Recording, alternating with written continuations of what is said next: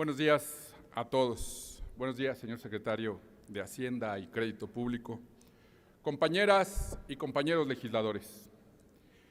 En primer lugar, señor secretario, reconocer acerca de las iniciativas que fueron presentadas el pasado domingo, que buscan corregir de fondo áreas de oportunidad que no fueron atendidas, por lo menos durante la última década, que lleva como visión crear un nuevo sistema fiscal que distribuya la riqueza, que rompe paradigmas con la visión de política social, que migra de una visión asistencialista a una que busca los derechos universales de todos los mexicanos.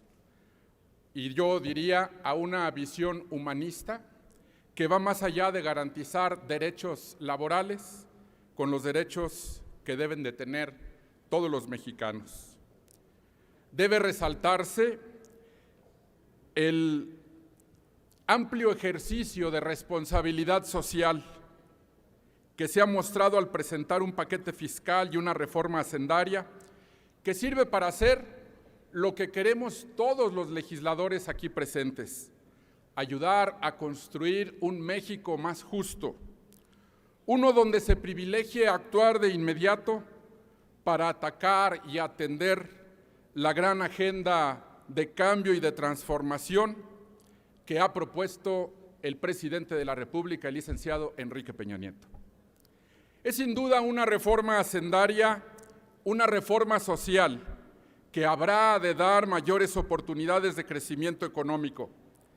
Es en este sentido la primera parte de mi intervención, señor secretario.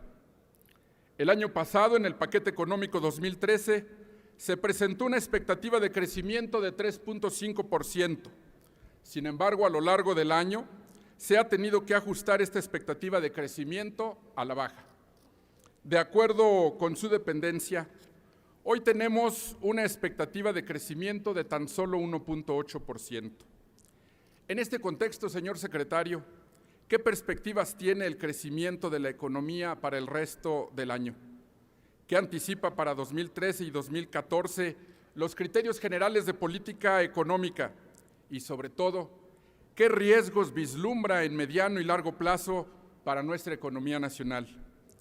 De acuerdo con la Secretaría a su cargo, la Hacienda Pública actual puede implementar las medidas contracíclicas que se requieren para estimular a la economía. En este contexto, anunció un programa de aceleración del crecimiento. Sin embargo, señor secretario, ¿es esto suficiente para reactivar la actividad económica y para alcanzar una trayectoria de mayor crecimiento y mayor beneficio para la población? ¿Podría explicarnos en qué consiste este programa?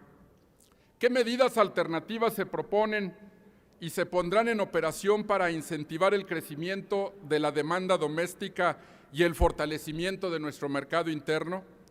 En particular, señor secretario, ¿cómo se justifica que nos solicite un déficit para este año de 0.4%, cuando ustedes habían establecido como principio de prudencia el tener un déficit cero para 2013? Por otra parte, señor secretario, para 2014, el paquete económico enviado por el presidente de la República prevé un déficit de 1.5% del PIB, argumentando que en este déficit se permitirá un estímulo contracíclico para apoyar a la economía y al empleo. ¿Podría explicarnos cómo los cambios que está proponiendo a la Ley de Responsabilidad Hacendaria dan certidumbre sobre el futuro del déficit fiscal? Y en el mismo sentido, ¿cómo se mejora la transparencia presupuestal en este paquete económico y qué medidas se están proponiendo para mejorar la eficiencia y la rendición de cuentas en el gasto público, sobre todo incluyendo el gasto de las entidades federativas? Finalmente, señor secretario, otra de las preocupaciones relevantes en mi grupo parlamentario es acerca del IVA en los servicios educativos. Quisiera escuchar de usted sus comentarios sobre explorar mecanismos que puedan aliviar a los padres de familia en este caso. Es todo, señor presidente. Por su atención, muchas gracias. Gracias a usted, señor diputado. Tiene la palabra hasta por 5 minutos para dar respuesta el señor secretario de Hacienda y Crédito Público, doctor Luis Videgaray Caso. Con su venia, señor presidente. Gracias, diputado Herrera. Efectivamente, México atraviesa un momento de desaceleración en su crecimiento. El país está creciendo, pero está creciendo menos de lo que puede y debe crecer. Y esto obedece a, primero, una desaceleración importante en el resto del mundo. Si comparamos los pronósticos de crecimiento económico que existían a finales del año pasado, no solamente para México, sino para los países de América Latina, para los Estados Unidos y para Europa, vemos que en todos los casos se estima un crecimiento inferior. Las mayores afectaciones en el caso de América Latina son para Brasil y para México. Y por supuesto también algunos efectos en el mercado interno, particularmente en el sector de la construcción, incluyendo el sector de la vivienda. Por ello, el crecimiento económico para este año será inferior al crecimiento que originalmente habíamos estimado, que ya preveía una cierta desaceleración, pero no en este grado. Hacia adelante, nuestro pronóstico de crecimiento es que de aprobarse la reforma hacendaria y el paquete económico que ha enviado el presidente de la República a esta soberanía, se tendrá un crecimiento del 3.9%, que todavía está por debajo del potencial, pero que implicaría una recuperación importante.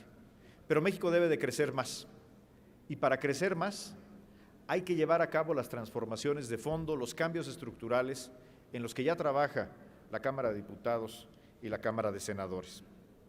El programa de aceleración de crecimiento al que usted refiere es un esfuerzo oportuno y contundente para reactivar el crecimiento de nuestra economía.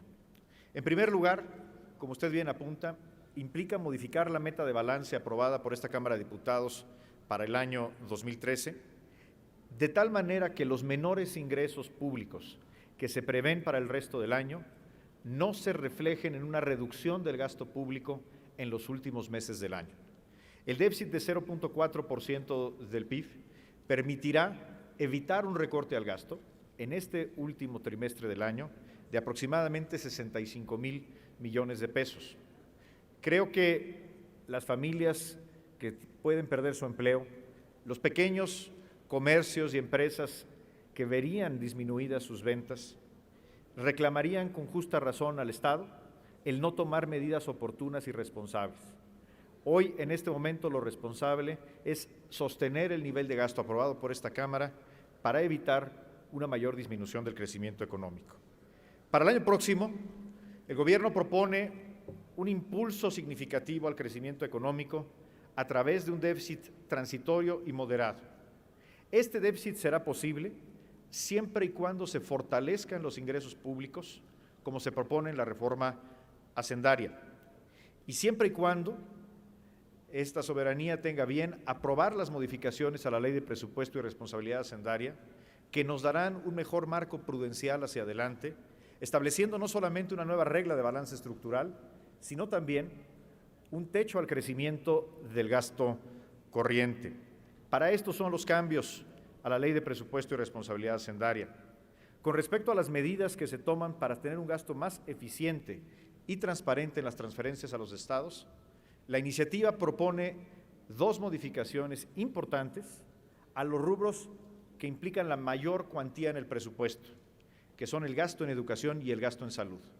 En salud, por ejemplo, se propone que las transferencias a los estados derivadas del ramo 33 y del Seguro Popular se hagan en especie, por ejemplo, en el caso de medicinas, de tal manera que se entregue a los estados las medicinas para asegurar que las clínicas, los hospitales, tengan con qué atender a los pacientes. En el caso del Fondo Educativo, se propone que el Gobierno federal asuma directamente el pago a los maestros, respetando sus derechos laborales y todas sus prestaciones, pero asegurando que tenemos un mejor control de la nómina y un mejor control del pago, asegurando que le llegue a los maestros y tengamos economías. Finalmente, en el tema de las colegiaturas, que es algo que hemos escuchado ya esta mañana de todos los grupos parlamentarios, quiero establecer que la propuesta atiende un principio de progresividad. protegiendo a los que menos tienen. Sin embargo, el gobierno de Enrique Peña Nieto es sensible y escucha los planteamientos de todos los grupos parlamentarios. Y por supuesto que sí, señor diputado, estamos más que listos para trabajar con esta soberanía, con la Comisión de Hacienda de esta Cámara de Diputados, para encontrar alternativas que tengan un menor impacto sobre las clases medias y los padres de familia.